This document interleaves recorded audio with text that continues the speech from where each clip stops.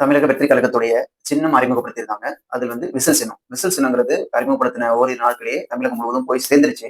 ஆனா, திமுக அரசு வந்து என்ன பண்ணிட்டாங்க, இந்த அரசாங்கம் என்ன பண்ணிட்டாங்க அப்படின்னு பார்த்தோம்னா, விசிலே தமிழ்நாட்டிலே யூஸ் பண்ணக்கூடாது அப்படிங்கிற ஒரு நிலைமைக்கு கிரியேட் பண்ணிட்டு இருக்காங்க. ஃபர்ஸ்ட் சேப்பாக்கம் ஸ்டேடியத்துல விசிலே உள்ள கொண்டு போகக்கூடாது அப்படிங்கிற விஷயத்த சொல்லியிருந்தாங்க. அதுல கொஞ்சம் ஆராய்ச்சி பார்த்தோம்னா, பிசிசிஐ வந்து சொல்றாங்க, நாங்க தடை பண்ண விஷயங்கள்ல விசில் கிடையாது. இதுக்கும் எங்களுக்கு சம்மந்தம் இல்ல. இது வந்து தமிழ்நாடு அரசு கேட்கணும் அப்படிங்கிற மாதிரி சொல்லிட்டாங்க.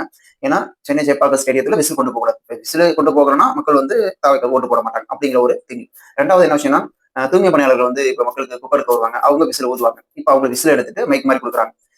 இப்ப அவங்க வந்து விசில புடுங்கிட்டா, மக்கள் வந்து விசில் சின்னம் தெரியாது.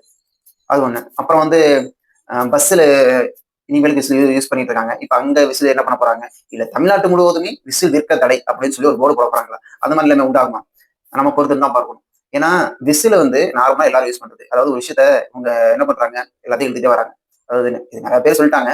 ஆ சீப்ப திருடி வச்சுட்டா கல்யாணம் நடக்காது. அதுக்கு அது அது மாரி ஒரு எண்ணத்த வந்து திமுக அரசு வந்து இப்ப கையில எடுத்திருக்காங்க.